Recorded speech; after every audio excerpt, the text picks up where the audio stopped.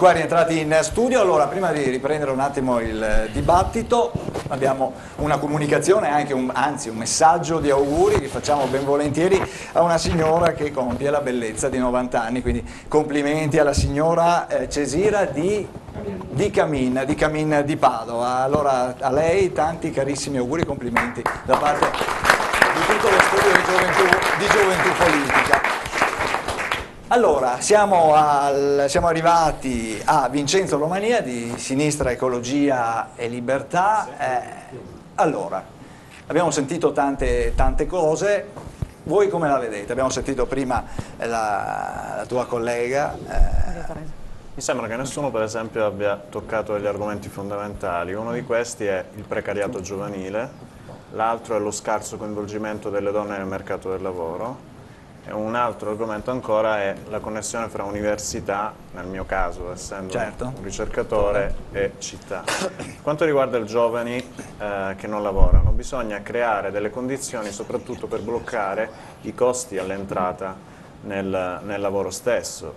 Si possono dare tantissimi spazi immobiliari che in questo momento non vengono utilizzati dalla città a giovani che intendono aprire delle start-up, o si possono dare fondi, ad esempio, che aiutino ad aprire in termini di burocrazia, appunto di affitti, eccetera, eccetera, una nuova azienda. Per le donne servono interventi invece, ad esempio, per migliorare l'offerta di asili nido, perché sappiamo che il doppio ruolo di mamma e di lavoratrice impedisce a tante donne, anche padovane, di entrare nel mondo. Quindi tu, se dovessi entrare in consiglio comunale, diciamo, una delle prime proposte che faresti con i soldi di una telecamera, di queste benedette telecamere, che voglio dire, basta un cappuccio per eluderle, posso dare 300 euro al mese ad un giovane precario e metterlo in condizione di entrare in maniera più stabile nel mondo del lavoro, a un disoccupato o abbassare, ad esempio, le rette degli asili nido. Quindi gli interventi devono partire anche dalle esigenze sociali, non devono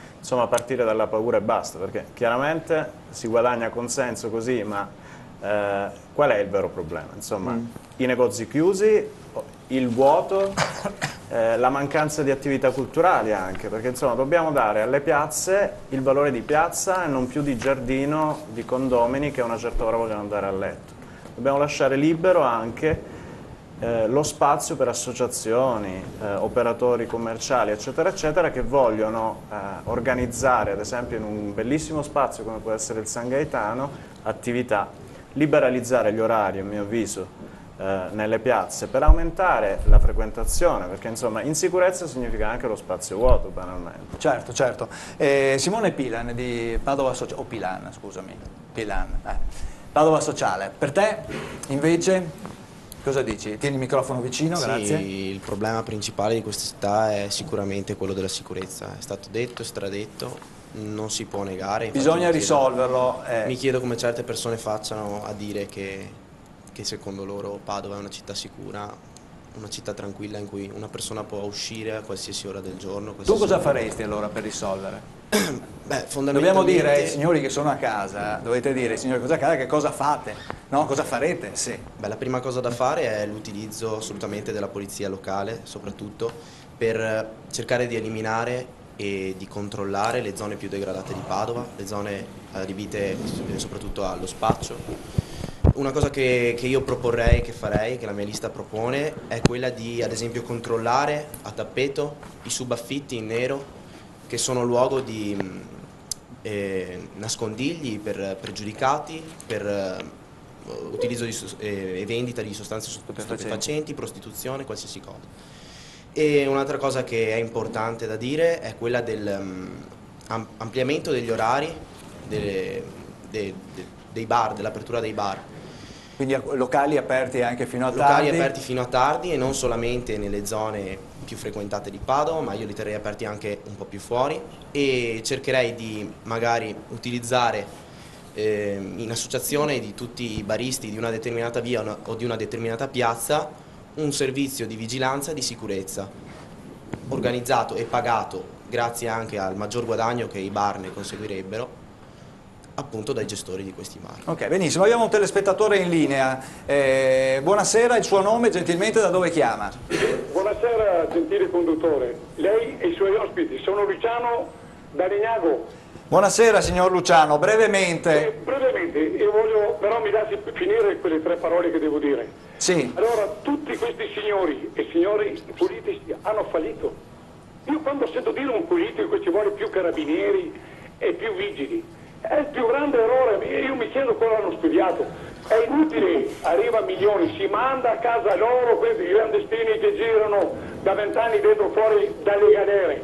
Questa si chiama invasione. Noi italiani, veneti soprattutto, abbiamo problemi da vendere e da regalare, altro che gli stranieri. Questi non sono profughi, siamo noi profughi, siamo noi disperati.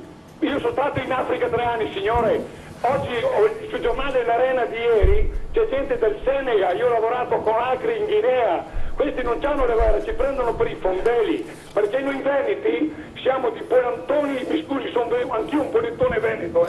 Senta signor Luciano. Siamo popoli di ignoranti, questi africani sono troppo furbi per noi. E si mette di mezzo anche il clero. Mi scusi signore, anche il clero, col suo buonismo falso ipocrita, abbiamo un'invasione di milioni e noi italiani facciamo la fame. Fanno schifo. Bene, grazie. Grazie signor Luciano. Grazie signor Luciano, buona serata, grazie. Allora, vedo che il microfono ti è già arrivato. Sì, Francesco Carraro, come hai sentito il telespettatore metteva l'accento anche sul problema dell'immigrazione. Sì, certo, è un tema che non è ancora venuto fuori, però è strettamente correlato a ciò che si parlava prima della sicurezza.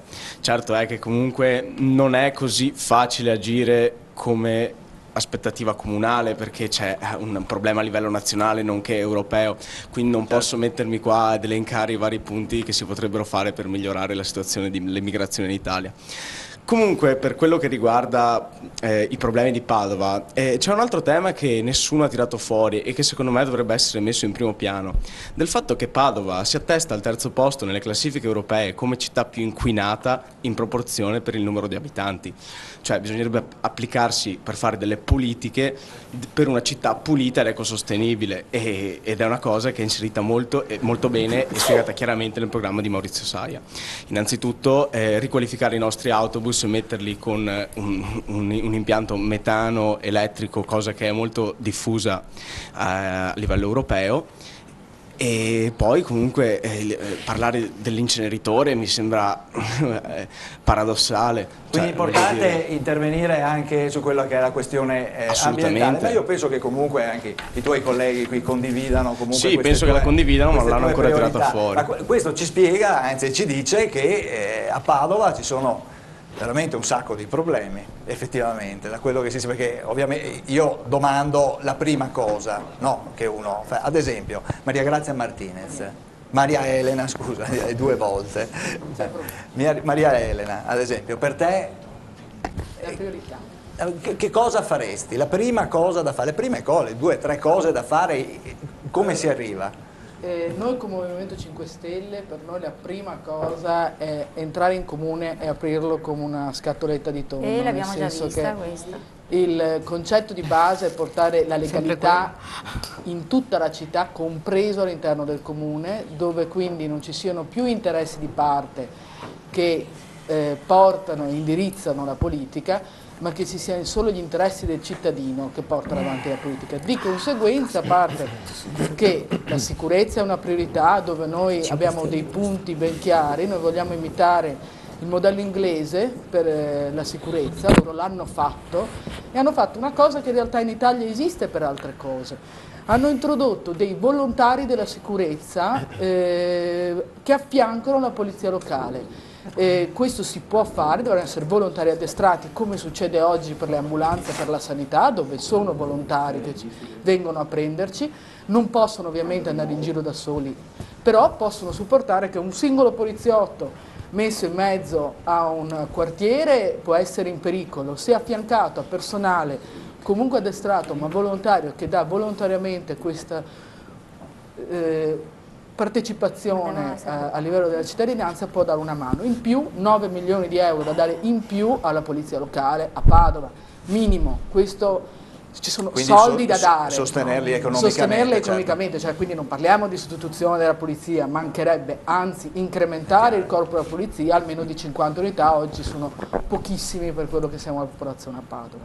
Benissimo, e poi grazie. altre Sì, soluzioni di altre adesso cose. ci ritorniamo. Stefano Grigoletto, lei è consigliere comunale, anzi tu sei consigliere comunale, uscente, hai avuto modo di lavorare dunque in questi anni, anche se sei all'opposizione. Mi viene un po' da ridere quando sento gli aumenti a polizia locale, sono l'unico che nel bilancio preventivo di ogni anno mettevo circa 200.000 euro per il personale e 200.000 euro per la parte, diciamo, delle automobili, moto eccetera. Puntualmente veniva bocciato con 24 voti di maggioranza. Insomma, Ecco, quindi quello che tu dici, adesso, le buone intenzioni ci sono, dopo bisogna capire. Adesso vedere uno di sinistra, vuol dire che mi viene a dire ste robe, poteva Movimento farlo. 5 Stelle. Poteva farlo. Non ero. Movimento 5 Stelle, non sono mai entrata in comune. Diciamo che avete Mi spiace. qualche parlamentare che viene dai centri sociali, quindi insomma adesso lo Mai so stata fare. in un centro sociale. Non tu, sto parlando delle liste vostre delle Camere dei Deputati. Mai stata in un centro sociale. Detto neanche messo piede. detto questo, le priorità dei primi 100 giorni.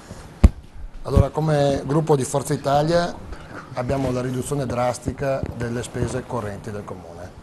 Un Comune che spende 303 milioni di euro di spese correnti e dà un servizio del genere a una città del genere, capisce anche lei che è una mala gestione allucinante, perché 303 milioni, si pensi lei cosa vuol dire per un'azienda fare 303 milioni di utili. Siccome il Comune non produce ricchezza, questi 303 milioni si derivano dalle spese correnti che a sua volta vengono finanziate con le entrate correnti che si chiamano IMU, che si chiamano IRPEF, che si chiamano TARES, che si chiamano sanzioni amministrative, che si chiamano un bel cumulo di tasse per i cittadini e su sole 24 ore siamo il primo comune in Italia come pressione fiscale alla voce dell'addizionale IRPEF. Invece secondo te il Comune dovrebbe invece fare Noi abbiamo in programma invertire subito questa una tendenza. riduzione della pressione fiscale delle spese correnti da 16 a 32 milioni di euro, perché per rilanciare il lavoro senz'altro si parte dalla prima casa da mettere a posto. Se uno non compra una casa non chiama l'idraulico, non chiama il falegname, non chiama chi vende cucine, non chiama chi vende mobili. Quindi senz'altro abbiamo già detto che per noi la nuova tassa, la Tasi e la Tares verranno messe al minimo. Questo è fuori discussione, con una forbice dello 0,8 che fa tutte parte della nuova IUC, che è la nuova metodologia che ha trovato Renzi per dare gli 80 euro da una parte e poi prelevarli sempre dalla prima casa. Per noi la prima casa non dà reddito e assolutamente questa è una delle priorità. Quindi ridurre e dimagrire il Comune, perché lo fanno già tutti i padovani, quindi il Comune comunque deve dare l'esempio. Detto questo, la seconda, senz'altro si parla più che di sicurezza, parlerei di degrado, nel rispetto delle regole, perché è vero che ci sono molti pubblici esercizi che funzionano bene e magari sarei anche preposto ad ampliare l'orario. Ci sono tanti che per esempio, basta una norma semplicissima, non rispettano la legge quadro sull'inquinamento acustico, che vanno a 40 decibel dalle 6 di sera fino dalle 6 di sera fino alle 10 di mattina del giorno dopo. Basta sanzionarli le prime 3 volte e la terza volta gli ritiri la licenza. Uno non può sparare in mezzo alla strada, gente ubriaca, quindi che magari poi sappiamo come si locali comporta. aperti sì, però nel rispetto delle regole. C'è già, l'abbiamo già fatto nel settore commercio questo emendamento. Ultima cosa, non meno importante, per chi vuole creare lavoro, è il piano triennale delle opere pubbliche. In 10 anni a Padova non si è fatta un'opera pubblica nuova. E questo vuol dire lavoro per le imprese, lavoro per gli operai che ci sono, lavoro, cioè rilanciare tutto il settore degli appalti. Io so solo che l'amministrazione nel 2004 si è trovata 120 milioni di euro in cassa dalla vendita di APS ad Acegas a Trieste e li hanno buttati via. E quando non sapevano cosa farne, li hanno messi in azioni che sappiamo come sono andati tristemente a finire. Questo è il primo quadro. Grazie. In più, l'ultima cosa che mi viene un po' da ridere, certe liste che oggi hanno qualche candidato sindaco che hanno abolito il reato di immigrazione clandestina, non capisco poi come facciano a farsi paladini della sicurezza in città, perché si presentano già con le armi spuntate. Insomma. Certo. Donato Ignelzi, Padova Sociale. Allora, come commenti questo intervento di Grigoletto? In definitiva sono d'accordo col tipo di intervento che propone l'amico Grigoletto, ma oggi ci troviamo di fronte a Padova che è un paziente ricoverato in codice rosso per le aspirine che hanno dato il duo Zanonato Rossi non sono servite a niente. Qui servono delle terapie d'urto per far riprendere e alzare questo paziente. Le terapie d'urto sono sicurezza, ma sicurezza non vuol dire prevenzione, vuol dire repressione. E qua io dirò questo, che magari Padova ormai è satura, non può più essere la città dell'accoglienza. Basta, non ce la facciamo più. Perché io mi sono vergognato sabato scorso quando ho visto una vecchietta che veniva importunata davanti al Pedrocchi da un extracomunitario che gli chiedeva insistentemente l'elemosina. E questo di fronte al Pedrocchi, ma in qualsiasi piazza e strada di Padova, non è sopportabile. Quindi tu cosa proponi? Quindi in questo caso qua cosa si fa? Beh, chiaramente in collaborazione con le altre forze di pubblica sicurezza andremo a bonificare qualsiasi ambiente, casa privata o luogo pubblico per non vedere più questo tipo di individui. E secondo diremo che le fonti di reddito di questi individui illegali, quindi il commercio abusivo, la prostituzione, lo spaccio di droga a Padova non saranno più tollerati. Questo è quanto. Seconda terapia d'urto è questa. A Padova c'è un'emergenza abitativa che tocca soprattutto alcune categorie deboli che hanno perso il lavoro, oppure ad esempio padri separati che si ritrovano in situazioni veramente di difficoltà economica e che dormono in macchina. Il comune deve assolutamente farsi carico di questa esigenza, andare a trovare delle soluzioni attraverso dei progetti e quindi preferire questo tipo di categorie rispetto a chi è arrivato ieri a Padova.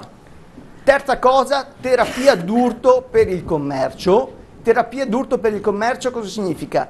Ridare vivacità a Padova nel commercio. Quindi, oltre a essere d'accordo con una riduzione di tutta la tassazione, gli addizionali comunali, la Tasi, quello che comunque compete al comune di Padova, quello di aprire ovviamente negli orari comunque di punta per favorire il commercio questa benedetta ZTL che di fatto ha blindato la città in un fortino. Queste sono le indicazioni. Roberto Bettuolo, Associazione L'Albero Popolari per Padova. Mi trovo d'accordo con Rigoletto sul fatto che il comune deve snellirsi, per cui il taglio dove possibile dimagrire, sì, per tagliare e ridurre le imposte. Io comunque come priorità partirei dalla lotta al degrado, che è uno dei punti fondamentali, e qua io ho lavorato per 7 anni all'Arcella, ho visto progressivamente andare in degrado, ora lavoro al Bassanello e vedo la situazione comunque non buona. L'idea di Ignezzi di avere un po' il pugno di ferro? Le proposte nostre sono di vario tipo a seconda di grado. Il primo era quello della definizione di un centro di identificazione e di espulsione, un CIE, dove c'erano tutte le situazioni di clandestinità proprio per riuscire ad arginare il fenomeno. Seconda cosa, maggiore sicuramente coordinamento delle forze dell'ordine, ma entrare a vedere dove sono i problemi, la radice dei problemi, per cui l'utilizzo dei poliziotti in borghese in tutte quelle situazioni dei parchi e luoghi dove si crea il disagio per andare alla radice del problema, come è stato fatto anche a Verona. Per cui una forte azione capillare contro il degrado.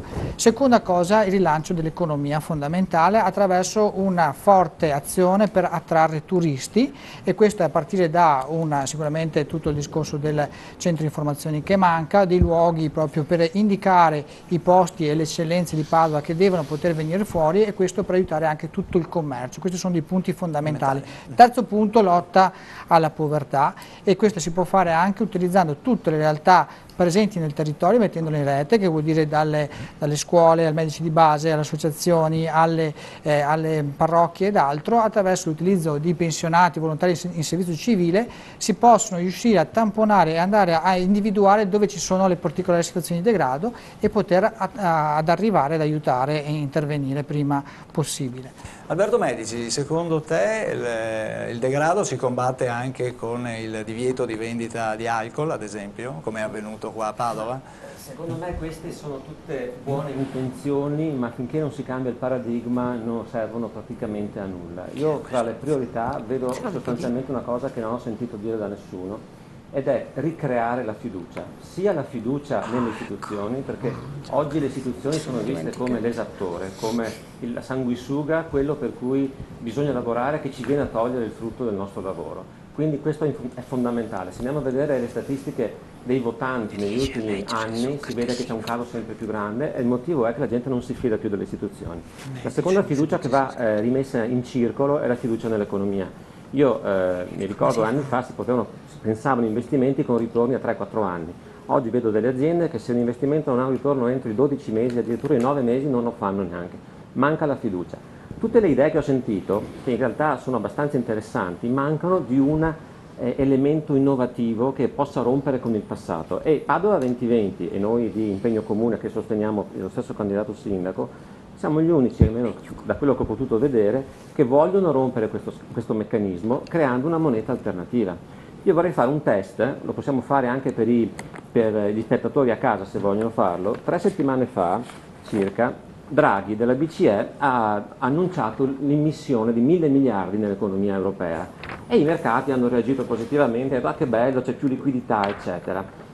Ovviamente questi vengono immessi comprando titoli del debito pubblico dei vari stati. Volevo sapere se si vede qual è l'errore in questo titolo. Questo è un titolo preso da un giornale che dice Draghi sborsa 1.000 miliardi.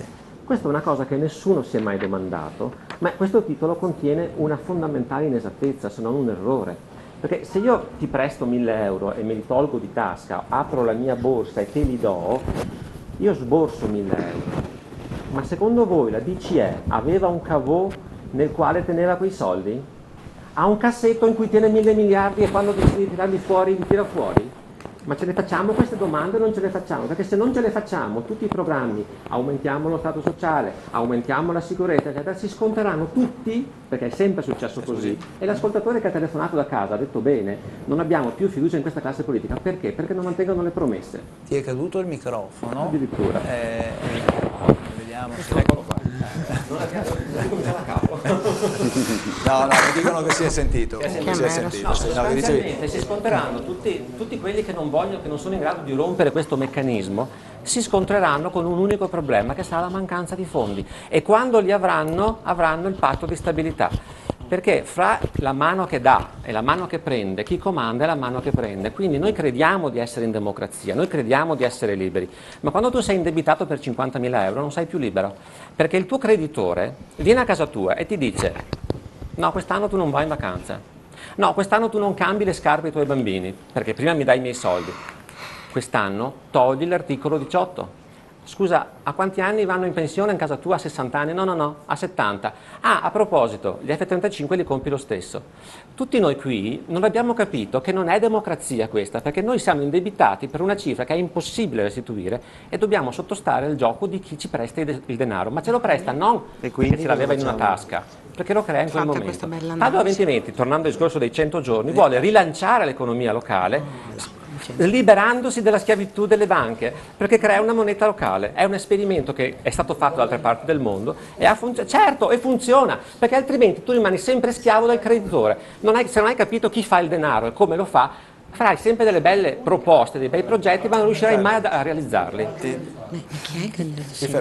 una bella battuta, ma non fa ridere. Chiudiamo questo primo giro. Manca fiducia. Ci vuole più sicurezza, più soldi alle forze dell'ordine.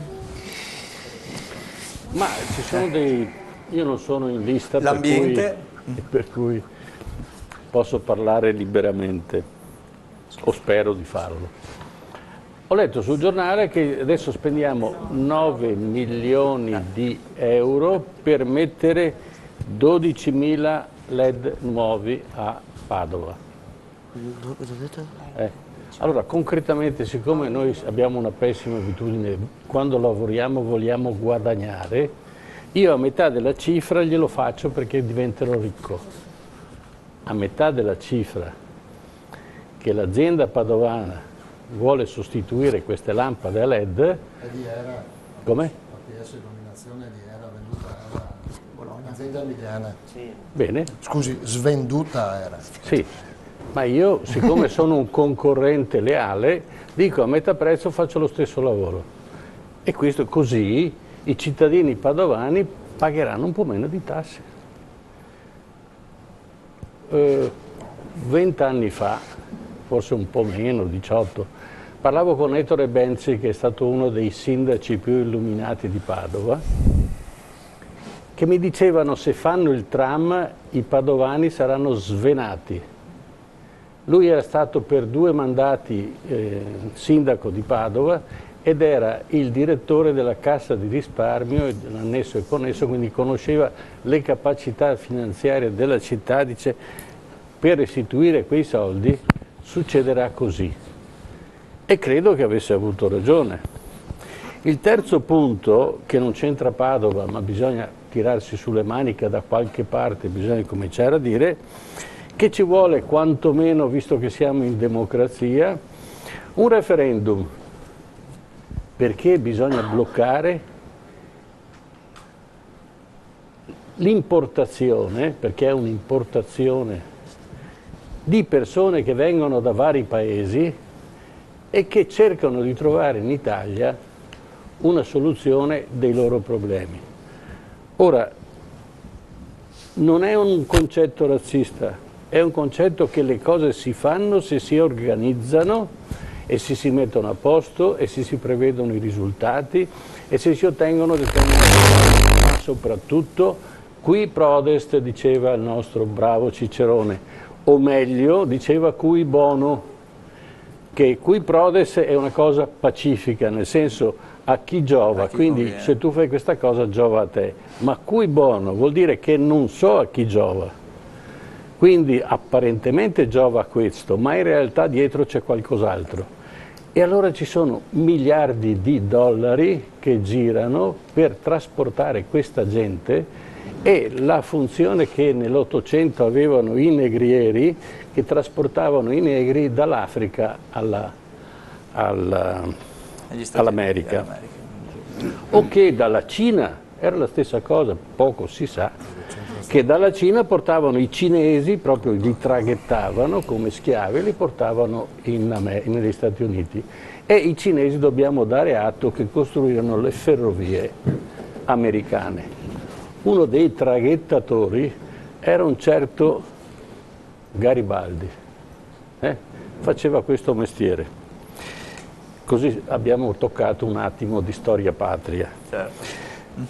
Quello che dico, a chi giova?